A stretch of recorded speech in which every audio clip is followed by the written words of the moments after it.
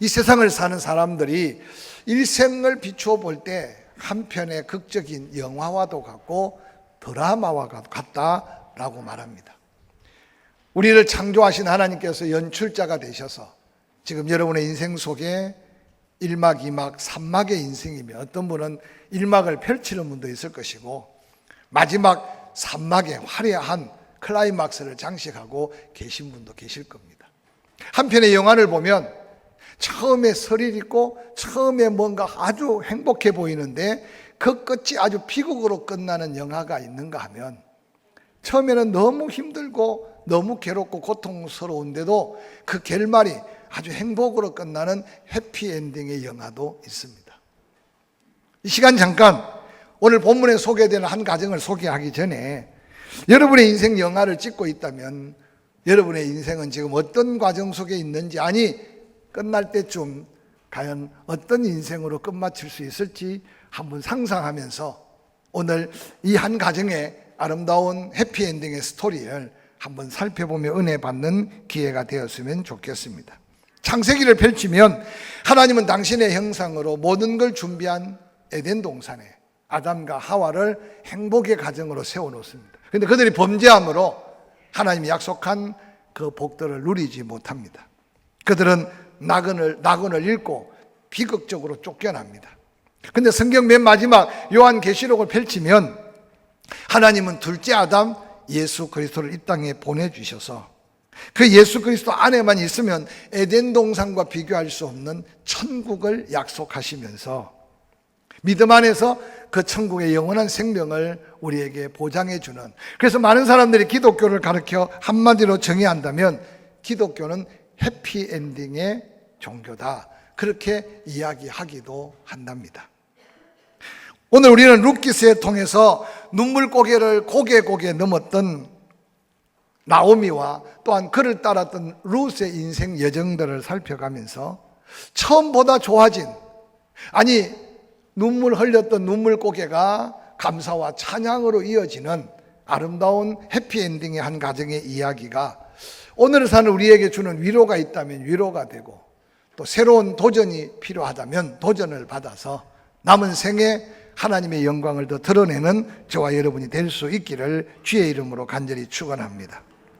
룻기스의 시작은 참으로 안타까움으로 시작합니다. 하나님의 땅, 약속의 땅, 그 이름까지 베들레헴, 떡집이라고 이름 지었던 그곳. 그런데 그 베들레헴에 흉년이 듭니다. 흉년을 맞이하자마자 이곳저곳 동네 사람들 보따리를 챙겨서 살 곳을 찾아 떠납니다. 근데 본문에 등장한 다복했던 한 가정, 엘리멜렉의 가정, 그 가정도 웬일인지 하나님께 묻지 않고 이삿짐을 챙겨서 당시에 쉽게 갈 수 없는 요단 들편 동편에 있는 모압이라는 평원으로 이주를 갑니다. 모압 땅에 가서 몇 년이 되지 않아 가장인 엘리멜렉이 죽음을 맞이합니다. 눈물로 타향해서 남편을 이 여인 나오미의 마음을 한번 헤아려 볼 수 있을 겁니다. 남편의 죽음을 위로라도 받으려고 했듯이 세월이 좀 더 지나가면서 두 아들 말론과 기론에게 모압 여인을, 이방인의 여인을 아내로 맞이하며 결혼을 시킵니다.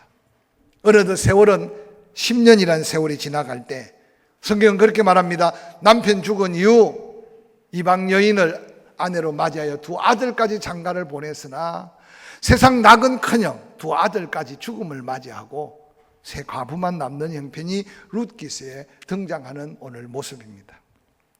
10년쯤 세월이 지난 후 때 그 비극을 가슴에 안고 나오미가 드디어 한 소식을 접하게 되는데, 어려워서 떠난 베들레헴에 하나님의 위로가 함께하고 하나님의 은혜가 함께해서 그곳에 먹고 사는 일에 풍족함이 있고 하나님의 은혜가 넘친다는 소문을 듣습니다. 그때 모압 평원에서 이 룻은 두 자부와 함께 이제 그의 고향 베들레헴으로 길을 떠납니다. 한참 길을 걷다가 아르논 골짜기를 내려가면 이제 사해 언저리를 통해서 이제 베들레헴으로 가는 길인데, 아르논 골짜기에 이르러서 이 나오미가 두 자부를 불러 앉혀놓고 하나님이 나를 치심으로, 하나님이 나에게 고통을 주심으로 내가 남편 잃고 두 아들 잃고 모든 걸 잃었지만 너희들에게까지 이 고통의 끈을 계속 이어가게 하기는 싫다. 너희들은 이 땅에 살았고 이 땅에 너희들이 섬기는 신이 있었고 가족이 있지 않느냐. 너희 둘은 그냥 이 땅에 머물러라. 나 홀로 가겠다. 두 자부가 다시 부모의 동행을 간곡하게 요청하지만 다시 나오미가 그들을 그곳에 머무러져 갈 때 오르바는 그곳에 머물러 있고 룻은 나오미를 따라서 한 번도 가본 적이 없는 문화가 다르고 환경이 다른 이방 여인으로서 베들레헴으로 함께 이주하는 모습을 룻기서에서는 소개하고 있습니다. 베들레헴에 도착하자마자 10년이라는 세월이 그리 긴 세월은 아닌데 나오미의 지난날 고통, 슬픔, 눈물, 그 얼룩진 삶에 여러분 주름은 깊이 패였을 거고 그 얼굴은 말 그대로 고통의 흔적이 가득했을 겁니다. 베들레헴의 여인들이 낯선 여인 나오미를 바라보고 수군거리기 시작합니다. 나오미냐 아니냐. 나오미가 그 소리를 듣고 베들레헴의 여인들을 향해 자기 인생의 고백 같은 고통의 하소연을 합니다. 나는 이전에 이곳에 살 때 하나님의 은혜를 입고 살 때 나는 기쁨의 여인 나오미였다. 근데 내가 웬일인지 잘못 판단해서 하나님의 은혜를 버리고 모압 땅에 가서 10년이라는 세월을 보냈는데 이제 나는 나오미가 아니라 이전의 나오미가 아니라 슬픔과 고통, 눈물 가운데 살았던 이제 내 이름을 말하라고 기억하고 말하라고 불러줬으면 좋겠다. 오늘 나오미의 이 고난의 고통은 이 세상을 살아가는 인생 속에 때로 실패한 것 같고 절망한 것 같은 삶 속에서 누구나 경험할 수 있는 인생의 고백이 아닐까 생각해 봅니다. 근데 오늘 말씀은 그 고백으로 나오미의 인생이 끝난 게 아니라 나오미에게는 귀한 딸 같은 며느리 룻이 함께해서 룻은 베들레헴에 오자마자 그 시어머니의 입에 풀칠 뿐만 아니라 자기가 입에 풀칠을 해야 하기 때문에 그렇죠. 누가 시킨 것 아닌데 들판에 나가 보리 이삭을 줍고 있는 이 룻의 모습을 성경은 그대로 보여주고 있습니다.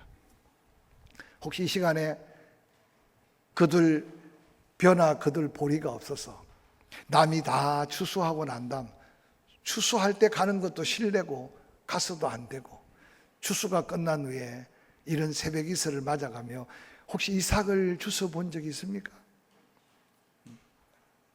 오늘 이 세대에 아마 그런 경험들이 없는 세대 속에 주어진 풍요로움이 얼마나 은혜인지 모르고 감사를 잊고 매일매일 맛있는 쌀밥을 먹는 사람들은 때때로 한번 보릿고개 이야기를 들어보고 할머니, 할아버지 또 연세가 지긋한 엄마, 아빠의 그 고통의 세월을 한번 느끼면서 감사를 회복해야 할 시대 속에 사는 우리의 다음 세대들이 이 민족에 있다는 사실을 기억했으면 좋겠습니다.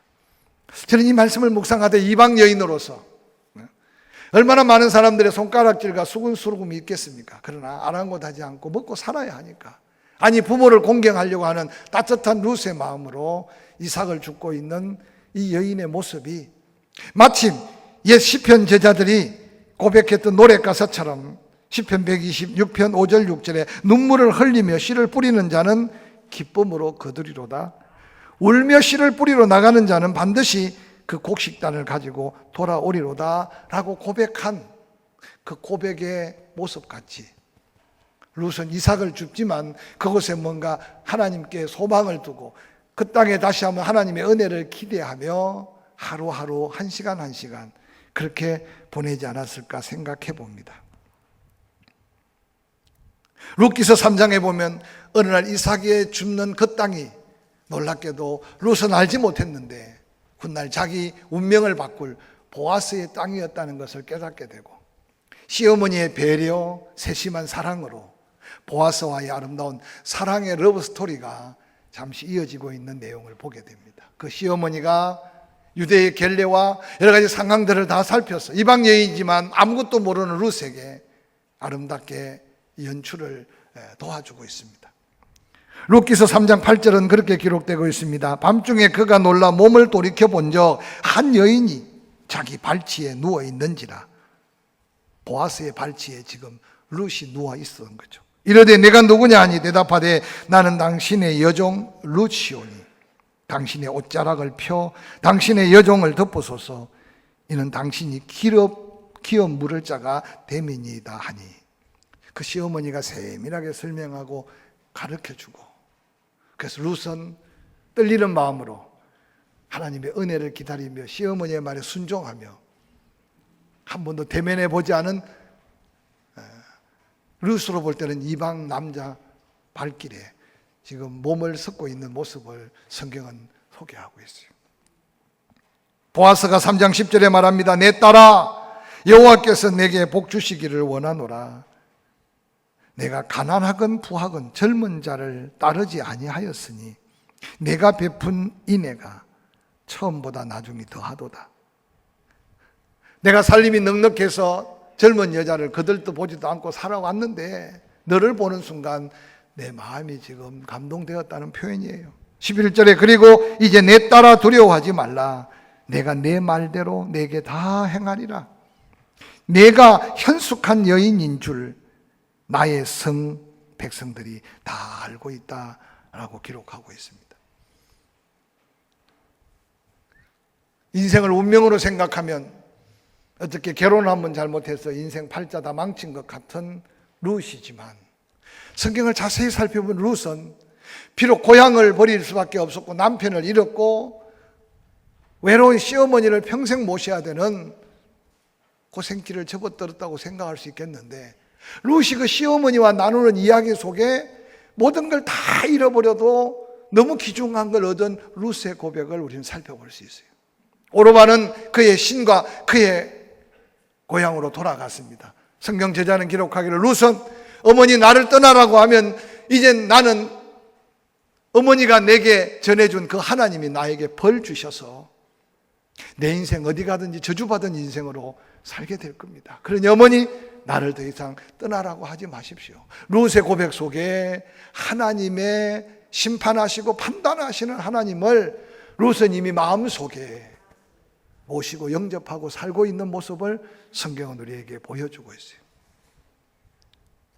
어떤 사람은 결혼함으로 인생 팔자를 바꾼다고 하지만 이 룻이라는 여인은 모압 땅의 모압 남자를 만나 그저 평범한 여인으로 살아서도 그 인생에 의미 있는 삶을 살았을 수 있지만, 타지에 온 이방 남자를 만나 살아보지도 못하고 아이 하나 낳지도 못하고 그러고는 죽었는데, 이제 세상 사람이 볼 때는 무슨 운명이 기구한 운명인지 시어머니까지 모시러 이방 땅까지 베들레헴으로 가는 룻의 모습은 초라하기 그지없고 불행하기 그지없어 보일 겁니다. 그런데 룻의 마음속에는 그 고백이 그게 아니었어요. 남편을 잃고 세상 모든 걸 다 잃어버린 같은 인생이지만 그는 그 시어머니를 통해서 하나님을 알고 하나님을 믿고, 할렐루야. 그래서 그 하나님의 은혜를 따라 다시 고향을 버리고 요단강을 건너고 베들레헴으로 와 이삭을 주스면서 눈물로 하나님 앞에 하나하나 은혜를 심고 있는 그 여인을 베들레헴 사람들은 눈여겨보았어요. 아니, 엘리멜렉의 가문에 거룩한 부담을 가진 보아스도 눈여겨보았어요. 그러고는 그 여인을 향해 내 딸아, 내 딸아. 나뿐만 아니라 이 성에 사는 사람들이 네가 얼마나 부모를 잘 공경하고 네가 얼마나 하나님 앞에 현숙한 여인인지 다 안다. 오늘 룻기서는 아름다운 사랑의 하모니가 모여서 불행할 수밖에 없는 한 인생, 아니 이미 저주받은 것 같은 나오미의 고백이 뭡니까? 내가 풍부하여 베들레헴을 떠났으나 하나님이 치셨다. 그래서 모든 것을 다 잃어버렸다. 그리고 내 모습이 그 증거다. 그러나 하나님의 은혜를 구하러 다시 돌아왔다는 이 나오미의 고백 속에 그들의 삶의 현실을 발견하게 됩니다. 그런데 처절하게 찢어지고 처절하게 다 파괴되어 버린 것 같은 개인의 운명, 가정의 인생인데 그 가운데 사랑의 아름다운 모습들은 계속 피어나기 시작합니다. 룻의 아름다운 헌신적인 섬김으로 나오미의 마음을 감동했고, 나오미는 자기 운명은 바꿀 수 없지만 그 불쌍한 룻의 운명이라도 바꾸고자 하는 아름다운 사랑의 스토리를 쓰기 시작하고 엮어가기 시작합니다. 룻은 나오미의 그 사랑을 감동받고 그러고는 외간 남자의 발길 앞에 누워서 은혜를 기다리면서 한번 상상해 보세요. 여인들이요, 들판에 하루 추수를 하고 지쳐있는 보아스 발길에 누워있는 룻의 두근거리는 그 마음을 한번 생각해 보시기 바랍니다. 그 배후에 하나님께서 보아스의 마음을 감동시키고 보아스가 약속한 대로 그 기업 물을 일을 이루기 위해 돌아보니 그 마을에 보아스부터 앞선 한 가정이 있었어요. 그래서 보아스가 합법적으로 유대의 전례를 따라 성문 앞에 백성들이 모여있고 장로들이 모여있는 가운데 자기보다 먼저 거룩한 부담을 가질 기업 물을 자가 지나갈 때 이런 상황 속에 이 엘리멜레의 가정을 다시 세워야 되고 이 불쌍한 두 시어머니와 며느리를 거두어 줘야 되는데 당신이 첫 번째 그 책임 물을 수 있는 책임이 있다. 놀랍게도 그는 고개를 살래살래 흔듭니다. 왜냐하면 엘리멜렉이 팔고 간 그 재산을 다 사도 자기 재산이 아니라 엘리멜렉 가문의 재산으로 이어져야 하고 혹이라도 룻을 맞이해서 아이를 낳아도 자기 족보에 올려 자기 자식이 아니라 엘리멜렉의 가문의 자식으로 이어져야 하는 일을 그는 단 한마디로 거절했습니다. 저는 이 사건들을 말씀으로 묵상하면서 이 두 사람을 비교할 때 세상 사람들이 볼 때는 누가 더 지혜롭고 누가 더 잘 판단한 사람일까라고 묻는다면 아마 조금이라도 남의 짐을 지거나 조금이라도 부담을 갖지 않고 그저 내 가정 하나 지키고자 하는 세상 사람들이 볼 때는 기업 물을 의무 있는 그가 손을 살래살래 흔들고 거부했던 그가 아마 가장 지혜로운 사람일 것 같고 가장 인생 성공적으로 사는 사람 같이 보일 겁니다. 그런데 성경의 결론은 그렇지 않기 때문에 우리에게 얼마나 귀한 도전이 되는지 모릅니다. 하나님의 축복은 세상의 가치관으로 다가오지 아니하고 하나님의 비밀된 은혜로 다가오기 때문에 때로는 고난의 보따리에 싸서 축복이 배달되기도 하고 때로는 눈물 보따리로 쌓여서 우리의 기쁨을 가져주기도 하는 하나님의 은혜가 있기 때문에 하나님께 감동되지 않고는 그 가치를 판단할 수 없는 것이 오늘 본문이 주는 지혜 중에 하나입니다. 준비된 복을 차버리는 어리석은 사람이 있는가 하면 고난의 보따리에 쌓여있는 그 복을 한 캐 한 캐 격혀가면서 그 감격 속에 믿음의 비밀을 간직하고 사는 사람이 있다는 사실을 기억해 가면서 우리 앞에 코로나19보다 또한 더한 환경적이고 건강적이고 우리 삶의 여러 가지 문제가 다가올 때 하나님 앞에 다시 한번 믿음으로 서서 오늘 룻의 아름다운 삶의 흔적들이 우리의 삶에도 더한 은혜의 흔적으로 남을 수 있기를 주의 이름으로 간절히 축원합니다. 많은 사람 앞에 증인을 삼고 이제 드디어 보아스가 거기 모인 백성들 장로들에게 그가 기업을 물으지 않으면 다음 순서는 난데 내가 엘리멜렉의 가정의 기업을 물으겠습니다. 엘리멜렉이 판 땅을 다시 사들입니다. 그 땅의 소유는 보아스가 아니라 이제 엘리멜렉의 가문으로 이어지는 나오미와 룻의 소유가 되며 훗날 룻이 낳은 오벳 소유가 되는 헌신의 아름다운 모습을 보게 합니다. 뿐만 아니라 룻이 아들을 낳을 때 그 아들이 보아스의 아들이 아니라 바로 엘리멜렉의 가문에 이어갈 아들인 것을 알면서도 오늘 물질을 드리고 자기의 삶의 한 부분을 희생해가며 사랑으로 하나님의 축복 앞에 선 보아스의 그 모습은 오늘 현대 교회가 교회 안의 성도들이 때로는 내 시간, 내 물질, 내가 가진 소중한 것을 희생해가면서도 하나님의 연출하심의 인생의 해피엔딩을 아름답게 꾸며가는 그런 삶의 축복들을 함께 도전하고 그 감격 속에 행복을 찾아가는 저와 여러분이 될 수 있기를 주의 이름으로 간절히 축원합니다. 룻기서 4장 13절은 이렇게 기록합니다. 이에 보아스가 룻을 맞이하여 아내로 삼고 그에게 들어갔더니 여호와께서 그에게 임신하게 하심으로 그가 아들을 낳았다. 여러분, 룻이 낳은 아들, 세상에 많은 여인이 낳은 아들이 아니라는 사실이기에 성경은 놀랐고 룻은 상상조차 할 수 없었고 나오미도 고향을 돌아오기는 돌아왔지만 상상조차 할 수 없었습니다. 저는 본문을 살펴가며 나오미에게 놀라운 믿음의 역사는 남편이 가자니까 갔고 그저 남편이 잃고 외로우니까 그저 두 아들을 모압 여인에게 맡겨서 장가를 보냈습니다. 그러나 이스라엘 백성들은 혈통을 중요하게 여기기 때문에 나오미가 모압 땅의 여인을 두 아들의 며느리로 맞이했다는 것은 어떤 면에서 영적으로 아직도 나오미는 세상에 더 기울어져 있는 삶의 원칙 속에 살고 있는 한 여인으로밖에 볼 수 없습니다. 근데 어느 날 나오미의 삶 속에 뒤늦은 깨달음이고 뒤늦은 돌이킴이지만 남편 잃고 두 아들까지 잃고 난 10년이라는 세월이 지나갈 때 예루살렘에서 베들레헴에서 들려오는 하나님의 회복, 하나님의 놀라운 축복의 소식을 듣게 됩니다. 저는 오늘 룻기서를 읽을 때 나오미의 위대한 결단은 다 잃어버렸음에도 불구하고, 아니 자기 인생이 다 망가지고 깨어졌음에도 불구하고 늦은 감이 있지만 다시 베들레헴으로, 다시 여호와 하나님께로 돌이키는 그 걸음이 하나님의 위대한 연출의 새로운 역사를 이루는 해피엔딩의 첫 발걸음이었음을 잊지 않으시기를 주의 이름으로 간절히 축원합니다. 오늘 이 땅에 우리 주변에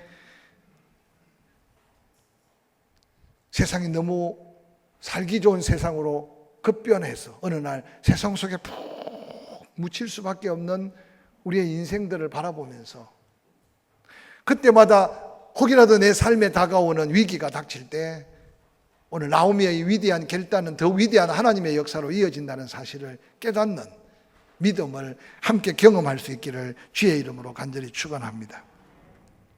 제 주변에도 암으로 투병하고 있고 또 그 암 때문에 인생을 다시 고쳐먹고 때로는 그 암 때문에 삶의 새로운 전환점을 맞이하는 사람들을 두고 기도하고 있습니다.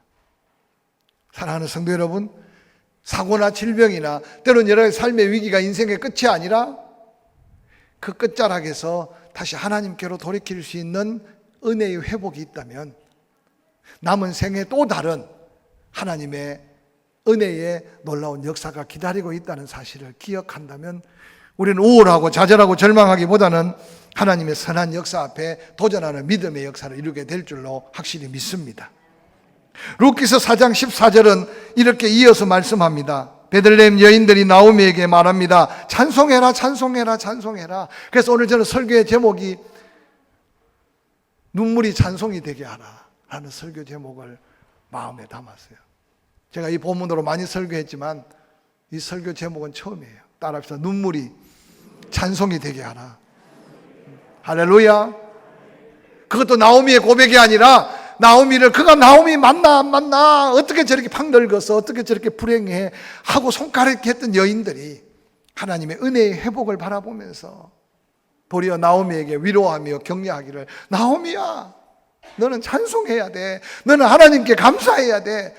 너는 하나님을 찬양해야 돼. 할렐루야. 여호와께서 오늘 내게 기업 물을 자가 없게 하지 아니하였다. 이 아이의 이름이 이스라엘 중에 유명하게 되기를 원하노라. 이는 내 생명의 회복자이며 내 노년의 복량자라. 곧 너를 사랑하며 7 아들보다 귀한 내 며느리가 낳은 아이다 라고 축복하고 있어요. 이런 귀한 손자를 품에 안는 자는 더 찬송하시기를 주의 이름으로 간절히 축원합니다. 축원합니다. 사랑하는 성도 여러분, 훗날 보아스가 룻에게 낳은 이 아들 오벳, 그 오벳은 그냥 아들이 아니라 오벳이 이삭을 낳고 이삭이 다윗을 낳고,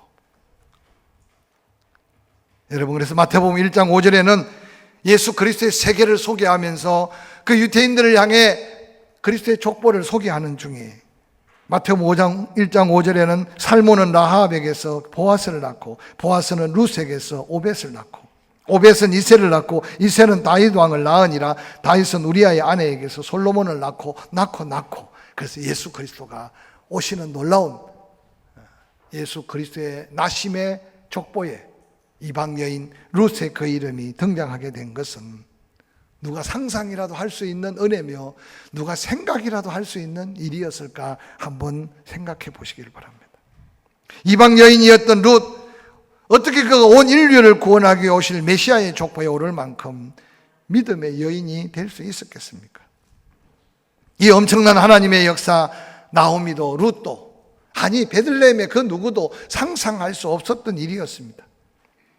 저는 이 말씀을 묵상하면서 하나님은 지금도 우리들이 상상할 수 없는 일들을 계획하고 연출하시고 이루시고 계신다는 사실을 믿어가면서 그 믿음의 증거가 더한 감격이 되고 감동이 될 수 있기를 주의 이름으로 간절히 축원합니다. 하나님을 버리고 떠난 안타까운 삶 속에 모든 걸 잃고 잃었던 나오미의 그 상처 입은 마음, 룻기서 4장 16절은 이제 이어서 이렇게 설명합니다. 나오미가 그 아이를 받아서 품에 안고 그의 양육자가 된다. 이 말씀을 읽다 보니까 요즘 엄마들이, 특히 친정엄마들이 애 키워주는데 그냥 허리가 휘어지는데 이게 벌써 이때부터 시작된 것 같더라.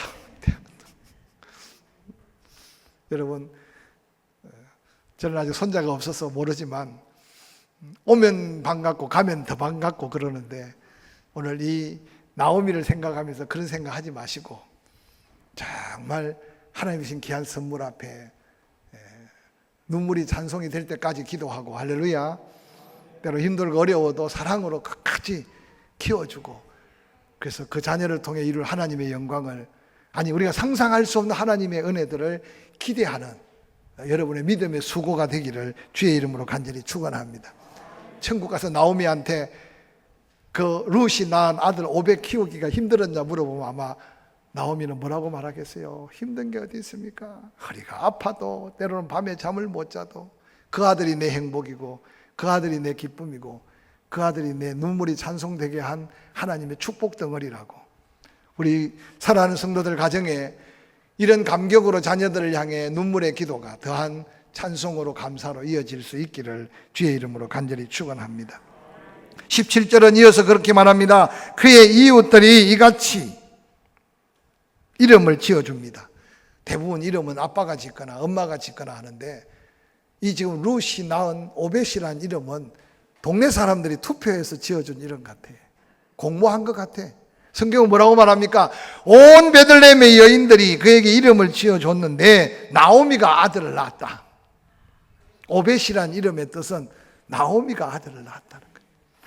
육신의 아들은 룻이 낳았지만 믿음으로 결단하고 돌이켜 하나님의 은혜의 그 큰 물줄기에 순종함에 연출한 나오미가 오벳을 낳게 한 믿음의 엄마다라고 그들은 고백했습니다. 저는 이 말씀을 읽으면서 묵상하면서 오벳이 자라날 때를 생각해 봤어요.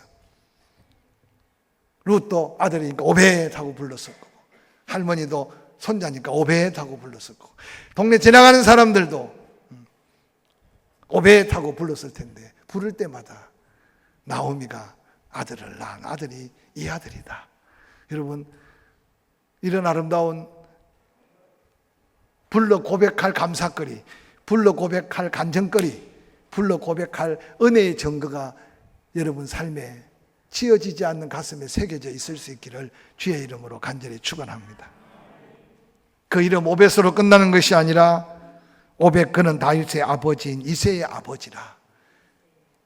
사랑하는 성도 여러분, 룻기서를 종합해 보면 룻기는 단순한 한 여인의 일대기나 한 가정의 가정사가 아니라 훗날 메시아 왕국, 그 왕국을 이끌 다윗 왕국이 이방 나라 이름 없이 버려질 한 여인의 운명 속에 하나님의 놀라운 은혜가 임한 것이 바로 룻기서의 놀라운 축복입니다. 마태복음 1장 1절에는 아브라함과 다윗의 자손 예수 그리스도의 계보라고 말하면서 마태복음에 이어지는 인류의 놀라운 구원자 예수 그리스도가 이 바로 이방 여인 룻의 태를 타 태어난 놀라운 하나님의 역사. 오늘도 많은 성도들 안에 엘리멜렉 같이 인생을 사는 사람도 있을 수 있어요. 조금만 어려우면 피하고 조금만 힘들면 포기하고, 그래서 날 부유했으나 모압 땅으로 떠났던 엘리멜렉 같이 인생의 가치를 너무 스스로 포기하지 말고 사시기를 주의 이름으로 간절히 축원합니다. 기업 물을 거룩한 사명 앞에 손사래를 쳤던 이름 없는 무명의 복을 차버린 어리석은 인생같이 살지 마시고, 나오미의 결단처럼 룻의 고백처럼 세상 것 다 잃어버려도 하나님이 함께 하신다면 그 하나님이 나의 전부가 되실 것을 고백한 이 가정에 역사한 눈물이 찬송이 된 이 아름다운 은혜가 코로나19로 인해 때로 힘들고 어려운 여건 속에 살아가지만 우리의 걸음걸음에 고백되는 우리의 또한 찬송이 되고 우리의 또한 감사가 되고 우리의 또한 믿음의 비밀이 되기를 주의 이름으로 간절히 축원합니다.